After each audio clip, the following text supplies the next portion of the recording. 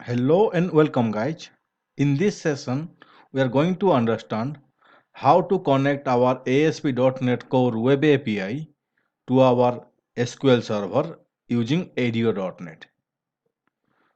Guys, most of you think that ADO.NET is an old technology, but this is the traditional pattern we are using to connect to our database. So first, we will see the ADO.NET. Next, in the coming session, we are going to see the Entity Framework Core. Before starting the session, guys, if you are new to my channel, please hit the subscribe button and ring the bell icon for future notification. Let's get started. So in our previous session, we understand what are the controller and what are the model. We created one item model. Using this item model, we listed out some data.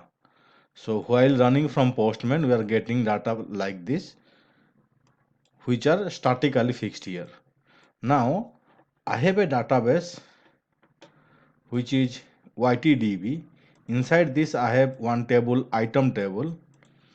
So I have this much of data in the item table. I want to fetch this data in my web API. And for today's session, we are going to use system.data.sql client NuGet package. Let's start. So stop the application from running. This is the same application I am using from last two sessions.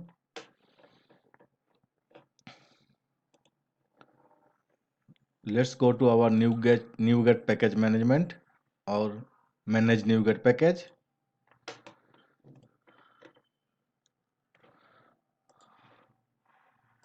In the browse section, search system.data.sql client. This is the first one. Install this one.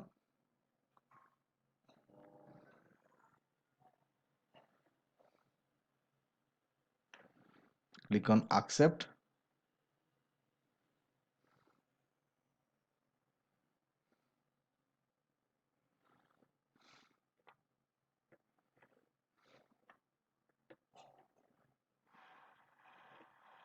Okay, it got installed. Now it is coming on install. Save the application. Close this NuGet package window. Now we are going to use some namespaces that is in my controller class. I'm going to use system.data, system.data.sql client, and Microsoft extension.configurations. So what is this configuration actually? If you go to startup.cs, you can find one I configuration. This interface handle all the configuration present in our application. So for that,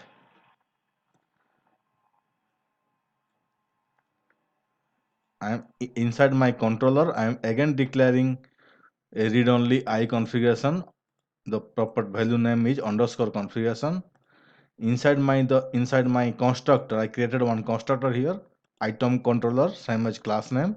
Here I am initializing the configuration.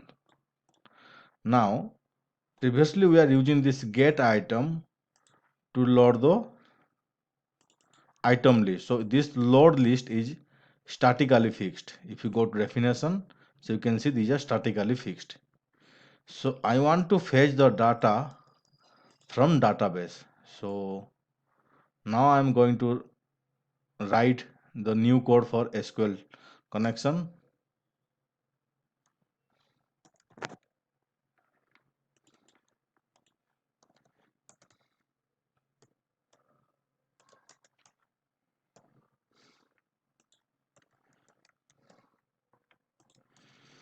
Okay, I missed something. I need to add connection string inside my app setting file. So go to Solution Explorer. You can see app settings.json in the root of your application. So double click this one. Just previously in .NET Web API, we are writing our connection string inside the web config file or web.config file. In the .NET Core Web API, we are writing this one in appsetting.json. So here we are writing like this connection string. Inside this we can add multiple connection string. So here I am given a name, default connection. The data source equal to the server name. Same initial catalog equal to ITDB, which is this database, and user ID and password. Next. So we created one method, that is load list from DB. Inside this, I am writing the traditional ADO.NET command, so which will be SQL connections, con equal new SQL connection, and the underscore configuration, it is coming the read-only properties of I configuration dot connection string and the connection string name. The default connection is equal to this one, right? Then straightforward, I'm writing select star from table name. By looping through the data table, I'm assigning this data to this list main. So now I'm going to return this data in get item. So let's comment this one.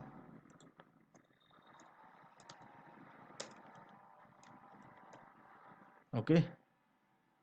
So same thing we are going to do for get item by ID. So here I'm going to list from database, right? So now I'm going to do the select operation. If everything goes fine, then I will do the insert operation. So run the application. So previously you can see something coming wireless mouse, wireless keyboard, laptop, and which is statically fixed. Now I have data in my database which is different. Now I am going to pull this data into my web API.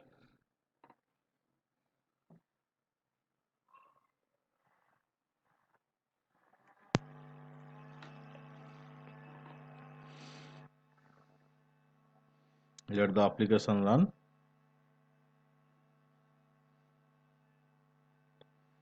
While it gets run, meanwhile you can subscribe to my channel. Guys, one request, if you ended up liking my videos, give me a like and share this video with your friends. That's only one thing I want from you.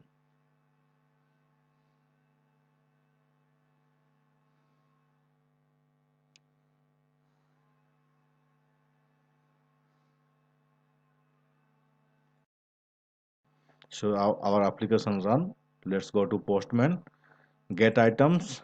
Let's send the API.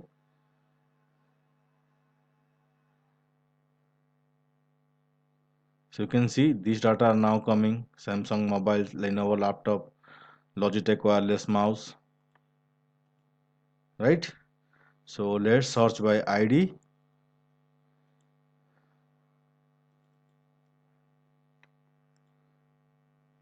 Right, guys, this particular API in our previous session I already created.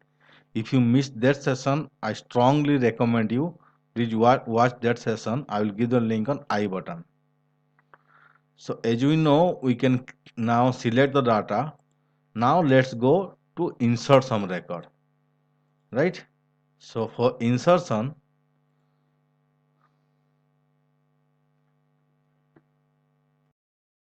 so previously I just adding to the generic list. Now I let me comment this one and let me add our traditional insert statement. So insert into the item name values. So this one item ID will be in auto increment. So I'm just inserting item code, name and price, right? So our insert statement is done. Run the application.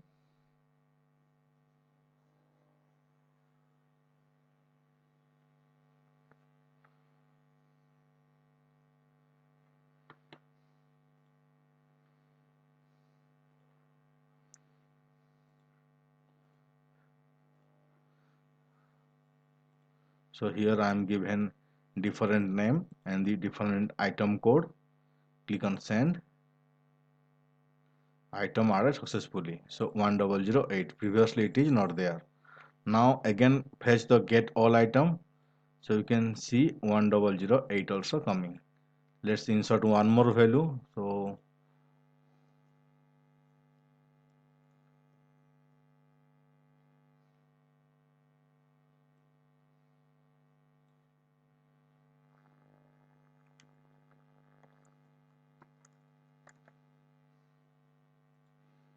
Titan watch, click on send. Now see, Titan watch also coming. Go to database, again execute, so you can see 8 and this 10010 just now I added. In this way we can do select operation and insert operation. Let's see how we can delete. So I'm for delete, I'm directly using this HTTP post method.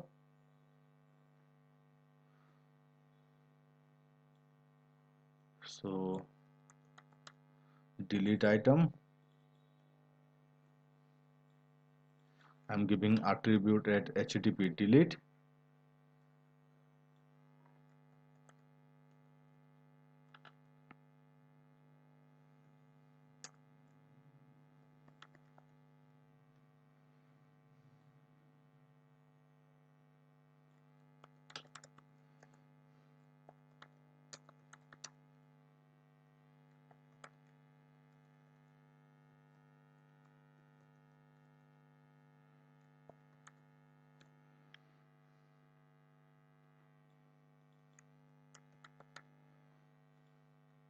Right, so HTTP delete item, it is posting one item ID.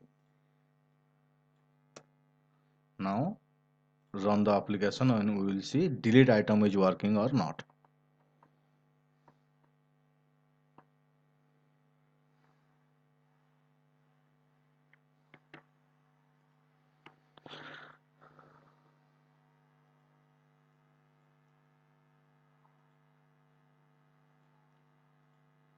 So it will be delete, the method type is delete and the API name is delete item. The parameter will be this one. Okay, everything got run. Click on send.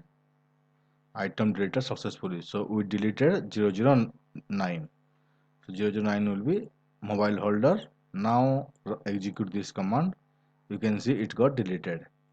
Now I'm going to delete 10010.